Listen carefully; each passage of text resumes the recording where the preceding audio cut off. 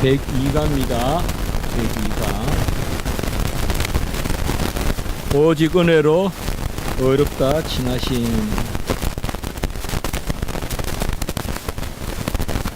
우리 이제 지금 칭의 부분을 보고 있거든요.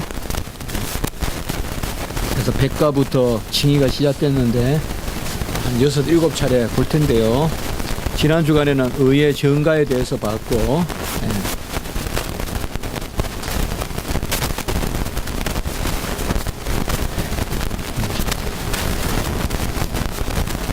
오늘은 오직 은혜로 어렵다 칭하심. 오직 은혜. 이제 다음 주에서는 이제 믿음, 오직 믿음 이렇게 나오거든요.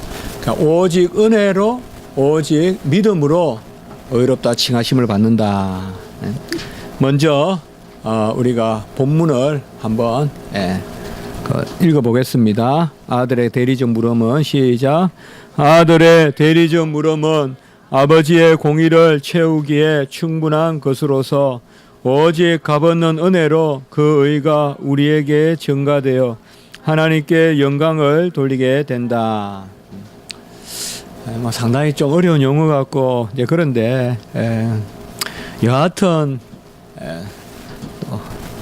또 여러분들께서도 그렇게 생각하실 수 있어요. 뭐 이렇게 어려운 용어들 우리가 꼭 알아야 될 필요가 있냐 생각할 수 있지만 용어가 어렵다 이제 그런 것보다는 개념을 아시고 이름이 있고 개념이 오는 게 아니라 개념이 있으니까 이제 이름이 따르는데 대리적 물음이다 이 말도 제가 뗄까 뗄까 해보다가 대리적이라는 말은 한마디로 제3자가 그 보증을 쓰는 그런 보증이 아니라 우리 자리에 오시는 것이죠. 대리와 보증은 다르거든요. 보증은 제3자이기 때문에 내 대신에 갚아주면 나중에 또 그 보증인에게 되갚아야 되고 그 구상권 이런 게 있는데요. 법에서도 이제 대리적 물음은 그게 아니에요. 그야말로 물론 대리인의 관계도 있지만은 하나님이 그 아들을 우리의 자리에서 그냥 물음이다. 우리는 조금 이 단어에 좀 익숙하죠. 사실 물으심 뭐 이렇게 써주고 해야 되는데 그냥 물음이라면 조금 단어가 좀 부족하지 않나, 말이 좀 빠지지 않나 그렇게 생각하기 쉽지만 일단 정의를 그렇게 하자고요. 이것은 배상이나 보상 이럴 때 쓰는 용어인데 저는 이것을 물음으로 이렇게 하면 좋겠다. 그리고 분명히 룻기에도 전에 말씀드렸지만 보아스와 룻의 그게 이제 바로 그 룻이 그 물음을 통하여서 이제 그 가문에 대를 잇잖아요. 아니면 그게 없으면 룻에게 아무리 자녀가 나오고 이세나 다윗이 그 가문에서 나도 그나 되지 않는 거예요. 유다 지파가 안 되는 거예요. 모압의 여자잖아요. 그러니까 벌써 참 보면 그 깐깐하고 그 추호도 어김이 없는 이스라엘 백성의 기생 라합이 들어가고 또 룻이 들어가고 이런 것을 보면 참 우리가 좀 쉽게 생각하기 쉬운데 얼마나 하나님이 이 큰 일을 이렇게 이루세요. 정말 하나님은 무명한 자를 들어서 유명한 자를 이렇게 부끄럽게 하시는 그러한 하나님이시거든요. 실제로 그런 일들이 오늘날도 일어나거든요. 그 마태복음 1장에서 벌써 우리가 그렇게 보게 되는데 바로 대리적 물음이다. 우리의 자리에서 물으셨다. 값을 주시고 우리를 되찾으셨다. 그런 개념입니다. 그래서 아들의 대리적 물음은 아버지의 공의를 채우기에 충분한 곳으로서 그러니까 아버지의 공의 오늘도 우리 설교했지만 진리 그 다음에 거룩함 이런 단어 중요하다 했잖아요. 바로 공의 진리 아버지는 절대 모든 것이 가능하오니 원하거든 모든 것이 가능하다 할 때 아버지는 진리 가운데 모든 것이 가능하다는 거지. 진리가 아닌 것은 아버지는 불가능해요. 어떤 면에서는. 그래도 역시 전에도 말씀드렸죠. 우리가 어거스틴이 이야기했지만 하나님에게만 진정한 불가능함이 있다. 왜요? 하나님은 자신의 어떠하심에 어긋나는 일을 하실 수 없어요. 우리는 자녀됨이, 빛의 자녀됨이 있어도 어둠에 속한 일을 하지만은 하나님은 빛이시기 때문에 절대 어둠에 속한 것은 해전하는 그림자도 없어요. 그래서 바로 아버지의 공의를 채우기에 족하다. 여기에서 아들의 대리적 물음은 아버지의 공의를 채우기에 넉넉하다 혹은 족하다. 아마 다른 게 필요가 없다 이 말이죠. 제3의 공로가 필요 없단 말이에요. 교회의 공로, 또 사제의 공로, 우리 인간들의 성도들의 개인적인 공로, 선행의 공로, 이게 필요 없다 이 말이에요. 이미 우리 구원의 의는 족해요. 우리 영원한 영생의 삶에 족해요. 그걸 의롭다고 칭하는 거예요. 그 가운데 우리가 이제 하나님의 백성으로 성화 때는 성화 과정에서 선행을 하는데, 그러니 이미 하나님의 의로 우리의 구원을 다 이루시고, 그 가운데 우리가 무엇을 행했다 는 것은 어떻게 보면 우리 구원의 갚음이 밖에 안 되죠. 결국 다 갚을 수 없는 가운데서 조금이라도 갚는 거죠. 그런데 하나님은 전적으로 일방적으로 하세요. 그래서 우리가 성화 과정에 선행하는 것도 절대 갚음으로 여기지 않고 우리의 상급으로 여겨주시는 거예요. 우리의 상급으로. 그렇기 때문에 빚이 없어요. 우리는 빚이 없습니다. 아들이 빚을 다 갚았어요. 우리의 빚을. 우리는 감사함으로 또 하나님의 자녀에 합당하게 거룩한 가정의 삶을 사는데, 빚이 없으니 그것을 우리의 공로로 여겨주시는 거예요. 알고 보면 우리의 공로가 아닌데 말이죠. 그래서 칭의에서 마치 의가 부족하고 성화에서 의가 채워진다, 이렇게 말하면 천상이게 또 로마 캐톨릭이란 말이에요. 로마 캐톨릭은 계속 채워지는 개념이 있기 때문에. 그러나 우리는 충분하다. 오직 값없는 은혜로 그 의가 우리에게 전가된다. 그럼 이 방식이 뭐냐? 예수님이 다 대리적 물음, 같이 합시다. 대리적 물음의 의. 그러니까 뭐 말이 어려워서 그렇지 우리가 이해하기는 어렵지 않잖아요. 내 자리에서 물러주시는 그 의가, 의는 값이다, 공로다, 항상 통한다고 우리가 말씀을 나누곤 했습니다. 그 의가 우리에게 전가된다. 이 말은, 전가라는 말은 그분이 계속 내 옆에서 비춰주신다. 이 전가란 말이 은혜가 돼야 돼요. 주입보다. 그렇죠. 계속 우리의 끄트머리 물을 주시고 빛을 주시는 거예요. 뭐 작은 무슨, 우리 같으면 뭐 정말 작은 무슨 발광체를 하나 주고, 그게 좋아요. 하나님이 계속 비춰주는 게 좋아요. 우리가 어떻게 해를 끌어안아서 날마다 비출 수 있겠어요? 알아서 비춰주잖아요. 하나님이 운행하시니까. 그게 전가란 말이에요. 사시사철 우리와 함께 계시는 거죠. 그래서 우리는 빛을 발하는 거. 이 전가예요. 주입이 아니에요. 간단해요. 지난 시간에도 말씀을 드렸죠. 다시 한번 확인해 보면, 주입은 주신 분이 떠나고 나도 내가 이제 뭘 할 수 있다 그러면 주입이고, 우리에게 빛을 주고 이제 떠나가셔도 우리가 빛이다 이러면 주입이고, 전가는 그분이 빛이시니까 우리 안에 가까이 오셔서 너도 빛이라 하고 비추어 주시는 거예요. 비추니까 우리가 살아있는 것이지. 언제든 그분을 떠나면 우리 죽어요. 그런데 떠나지 않는다는 거예요. 그러니까 이렇게 신앙 고백이 돼야 돼요. 그분이 떠나시면 우리는 언제나 죽는데 그분은 안 떠나신다. 이게 확신이고, 이게 견인이고 칭이고, 볼지어다 항상 내가 너희와 함께 있으리라. 내가 영원히 너희를 떠나지 아니하시라. 계속 우리가 임마누엘 하잖아요. 전가예요. 전가. 하나님은 전가를 많이 이야기해 주셨어요. 만나와 메추라기, 일용할 양식, 이것도 전가의 법칙이에요.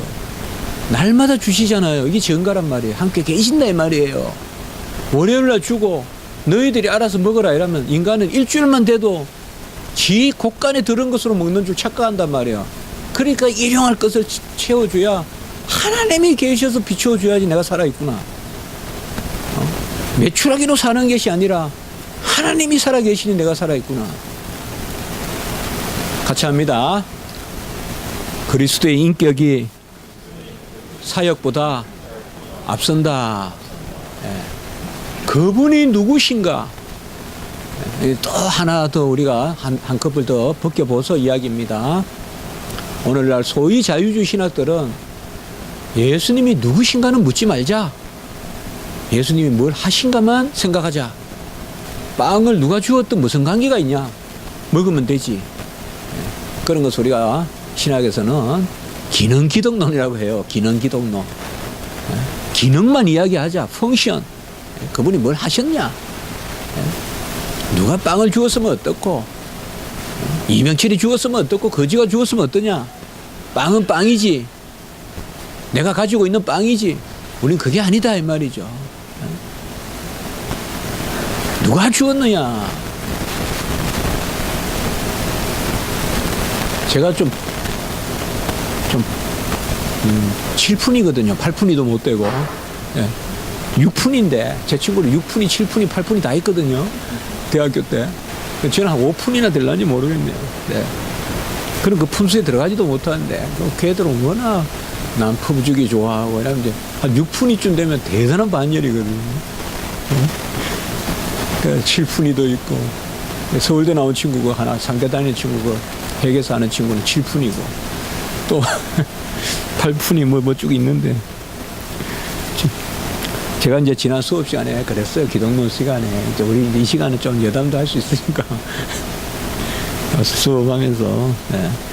참 이 정가를 알아야 되거든요. 근데 우리는 다 주입으로 생각해요. 나에게 뭐가 왔으니 내가 그거가 뭐 할 줄 알아요. 그러니까 안 맞는 거예요, 이게. 임마누엘하고도 안 맞고. 성경은 가만히 보면 그게 아니에요. 안 떠나고 계시는 거거든요. 우리는 뭐가 주었다 할 때 마음이 놓이고 항상 줄게 하면 불안해해요. 그러나 주었다 하면 그걸 내가 우리가 어떻게 관리하겠어요? 그렇잖아요. 자주 말씀을 드리지만. 자, 날마다 집에서 이제 제가 시리얼을 이제 차려주잖아요. 시리얼 먹고 학교 가고, 시리얼 먹고 학교 가고. 그 일용할 양식을 차려주거든요. 밥을 해주는 거죠. 은유적으로 표현하면. 밥을 해준다, 은유적으로. 그런데 실제적으로는 시리얼을 날라다 주는 거죠. 그것도 뭐 그냥 큰 거라도 옛날에 어머니들은 그렇게 밥을 열심히 차려도 안 먹는다고 그렇게 화안 냈어요. 어머니가 못 차려서 안 먹겠거니 생각했는데 시리얼 날라주고도 안 먹으면 왜 안 먹냐 이러면 막 소리 지르고 이러니까 사실 이제 한 소씩 먹고 그러다 보면 또 소화가 안 되고 이제 그렇게 악순환이죠. 네. 날마다 시리얼을 차려주면 시리얼 한 봉지 주고 우유 갖다 주고 당신 알아서 이거 한 달치니까 저 창고에서 꺼내서 먹어라. 이러면 그 시리얼이 중요하겠죠. 시리얼을 내가 먹는다 이러면 시리얼이 이제 우상이 되는 건데 날마다 차려주니까 차려주는 손길이 중요한 거예요. 그러니까 우리 주님은 날마다 매끼 함께 계시는 거예요. 그러니까 일용할 양식이 바로 정가의 법칙이에요. 함께 계신다는 거예요. 계속. 이 정가의 법칙이에요. 주고 떠나는 거예요. 이스라엘이 하나님이 함께 계시는 정가의 법칙이면 왕이 없어야 돼요. 이스라엘에. 이렇게 하면 우리 이해가 될까요? 그래서 이스라엘에는 끝까지 왕을 안 세우려 했어요. 하나님이. 다른 나라에는 벌써 청동기 시대면 군장 시대고 철기 시대면 초기부터 왕이 생기는데 족장 시대뿐이 이스라엘 백성은 늦게까지 왕을 안 세웠어요. 사울 때까지. 그게 뭐냐? 왕을 던져주면 이제 이스라엘 백성은 주입을 요구하시는 거예요.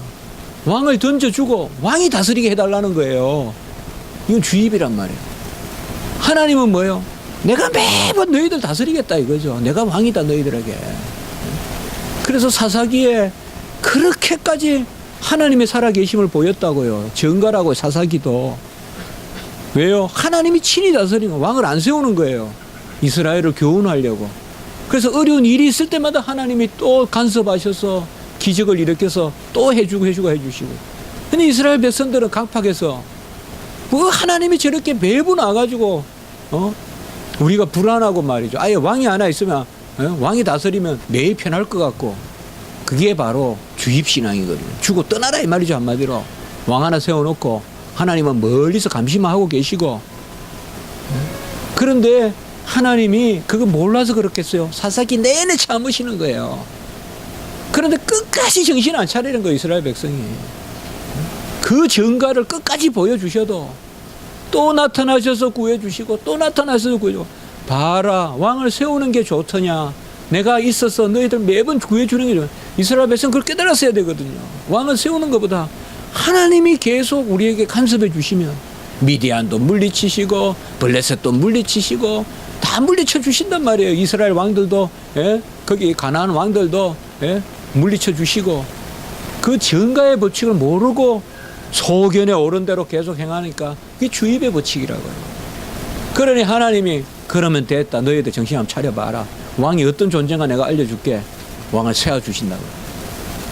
이스라엘의 왕 때문에 덕 본 적이 어디 있어요? 겨우 다윗 솔로몬 정도지. 왕 때문에 고생하는 거 아니에요. 계속 이상한 왕들 세워가지고.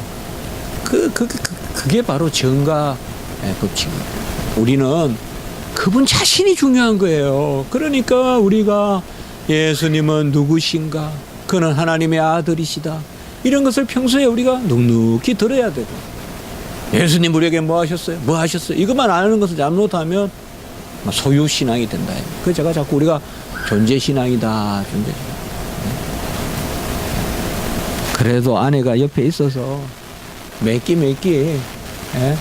그래도 우유라도 한 컵이라도 따라주거든. 그거 그냥 크게 느끼고.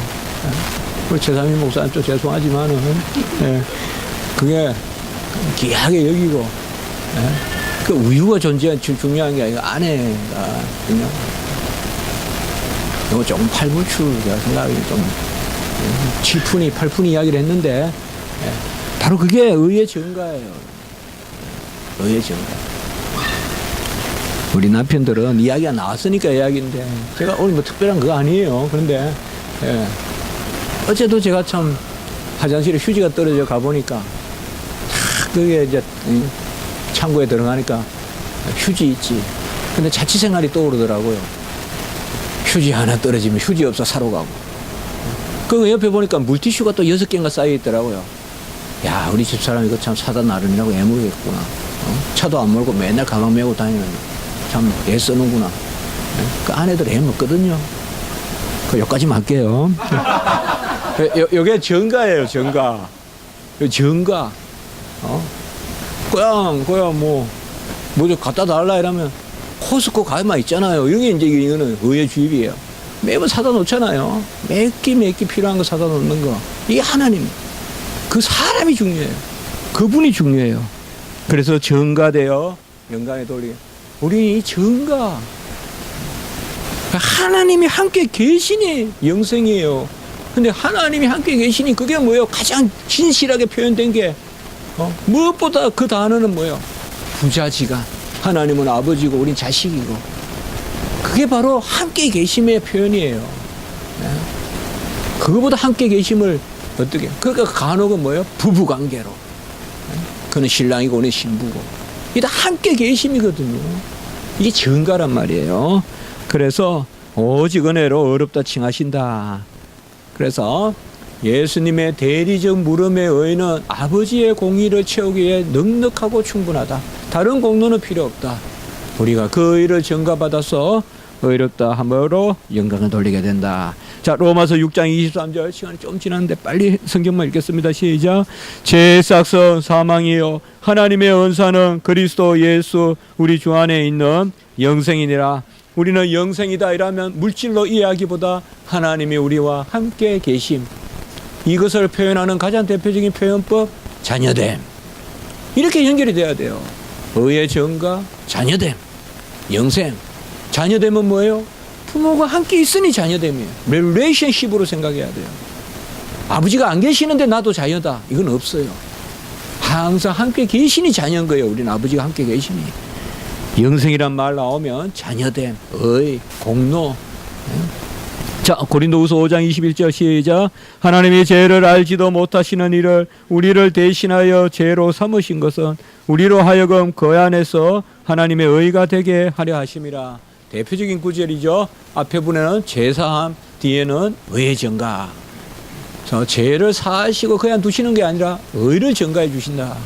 대표적인 구절입니다. 요절입니다. 고린도후서 5장 21절, 로마서 6장 다 요절들이에요. 자, 에베소 2장 7절 시작.